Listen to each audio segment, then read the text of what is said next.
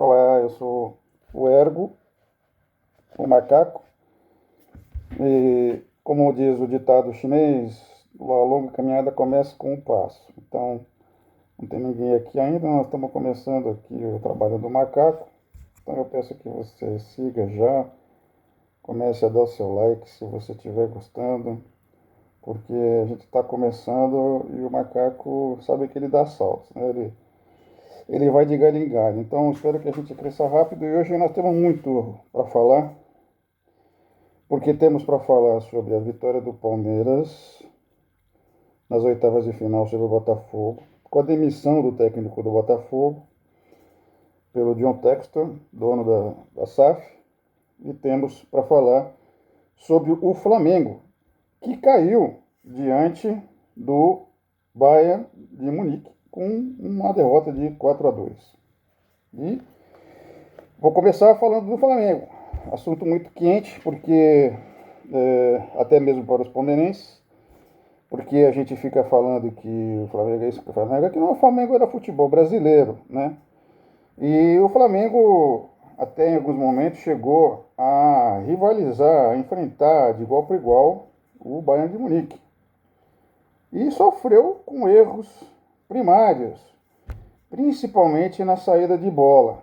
E isso me leva à reflexão do macaco, né? Porque o macaco é velho. E o que acontece? Essa europeização do futebol, a gente entende que a intensidade do jogo agora é muito grande, que a dinâmica, né, da tática mudou. Você tem times mais flexíveis, eles atacam em bloco, defendem em bloco, ora eles fazem pressão, ora eles fazem pressão, meia pressão, ora eles ficam na defesa. Mas o futebol, no fundo, não mudou. E eu, como macaco velho, posso dizer para vocês que o Brasil é o país que tem mais tecnologia de futebol no mundo. E a tecnologia, na verdade, é simples. É... Antigamente, quando um time marcava o outro no ataque, o goleiro pegava a bola e dava um chutão para o outro lado. Simplesmente. Por quê? Porque chega uma hora que o adversário vai desistir de ficar fazendo essa pressão, porque se ele fizer pressão, o goleiro vai chutar a bola para o outro lado. E ele que vai ter que construir o jogo do começo. Essa história de você jogar no erro do adversário, fazendo pressão, é só porque o pessoal parece que nasceu hoje. Porque isso nunca foi problema no futebol. Lógico, se tem uns caras em cima de você, você vai sair jogando com a bola, a chance de você errar e se dar mal é grande. Então você pega a bola simplesmente e pum. Agora não pode ter vergonha de fazer isso. Mas o Flamengo, que é o time que se meteu a fazer, a querer ser um time europeu e tal, resolveu sair jogando com os alemães em cima dos caras. E tomou um gol desse tipo logo no começo. Fez um gol contra de nervoso no começo do jogo.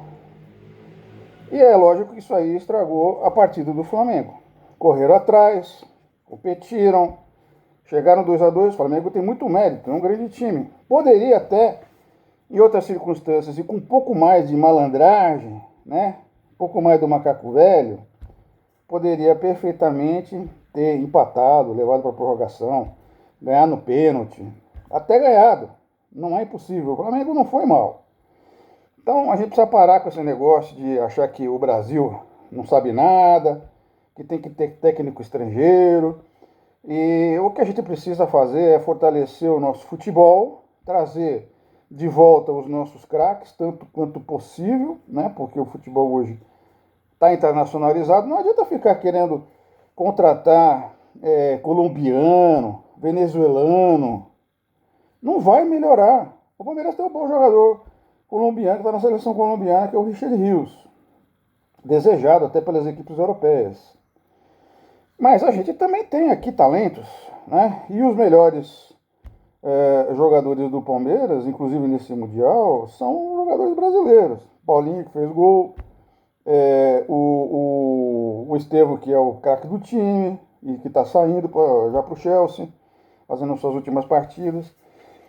Então, não adianta, o Brasil precisa voltar a ter confiança no Brasil. Nós sabemos o que é futebol. E a gente tem que parar com essa coisa de querer ficar bancando o que a gente sabe que não dá certo, né? Sair jogando sob pressão é bobagem. Nunca se fez isso na história do futebol. Quem joga futebol na rua sabe disso. É isso que está faltando para o Brasil. Jogar futebol na rua, tá certo? Então, parabéns para o Flamengo pela sua campanha. Não foi só pela qualidade do Bayern que o Flamengo perdeu, não. Porque o Bayern perdeu do Benfica, tá certo? O Bayern também perde. Então, o Flamengo não pode deixar de rever os seus erros. E principalmente esse aí que é bizonho. Bizonho, tá certo? Então, falei sobre o Flamengo e sobre essa questão do futebol brasileiro, dirigido por um técnico, Felipe Luiz, que muito tempo jogou na Europa, né? Praticamente fez a carreira dele lá, copiou muito, se inspirou muito no trabalho do Jorge Jesus, que é o treinador português do Flamengo, né? E aqui que nós que jogamos bola na terra, tá certo? Parece que somos ignorantes, parece que o macaco são vocês, né? Os brasileiros. E não é. O Brasil sabe tudo de futebol. O Brasil tem para ensinar os portugueses. Ensinar os portugueses. Eles que vêm aqui aprender futebol. Então, a intensidade, essa coisa dinâmica, a tática. O futebol não mudou tanto assim. Tem mais desenvolvimento físico, então a rapidez do jogo é maior. Mas o resto é igual. E o talento ainda faz diferença. Vejam o caso do Paulinho. E agora nós vamos falar da vitória do Palmeiras sobre o Botafogo. O Palmeiras juntou os cacos daquele jogo contra o Inter Miami, né? Cacos bem pequenininhos, porque foi uma partida péssima, principalmente no primeiro tempo. No segundo tempo, foram para cima e ganharam no físico também, porque foi sem muita organização. E foi muito graças à entrada do Paulinho, que com uma perna só está fazendo a diferença no Palmeiras. Ele está machucado, não foi completa a cirurgia que ele fez contra a fratura de estresse e não pode jogar, segundo dizem, mais de que 30 minutos. Pediu para sair, inclusive, depois do gol. Ele entrou, fez o gol, saiu. E olha que já fez muito, porque teve gente que jogou o jogo inteiro e não fez isso. Então, é uma pena essa situação. Acho que isso mostra o quanto o Paulinho pode jogar uma vez recuperado e mostra que o Palmeiras não está morto na Copa do Mundo. E se o Flamengo ganhou do Chelsea, o Palmeiras também pode ganhar do Chelsea. Um dia mais infeliz do Chelsea, uma bobeada, né? E o Palmeiras é um time resiliente, é um time que também sabe se defender e vai ter problemas, porque a defesa inteira do Palmeiras está suspensa ou machucada, né? Murilo machucado, Gomes levou amarelo e, como se não fosse suficiente, tomou o vermelho, que o vermelho anula o amarelo, então ele vai cumprir uma suspensão e no outro jogo, segundo o regulamento, ele volta já com um amarelo, que continua aquele amarelo anterior. Então o nosso capitão que é um cara importante, porque ele é o líder ali da defesa, tá fora do próximo jogo. E nós vamos ter que jogar com a nossa zaga inteira reserva, porque também o nosso Piquerez fez o favor de tomar outro amarelo também. Então, a zaga inteira vai ser, menos o Giai, o lateral direito, que é o único que tem um reserva, um companheiro ali à altura para substituí-lo, que é o Marcos Rocha, experiente, velho, capitão. E o Giai, foi o único que não tomou.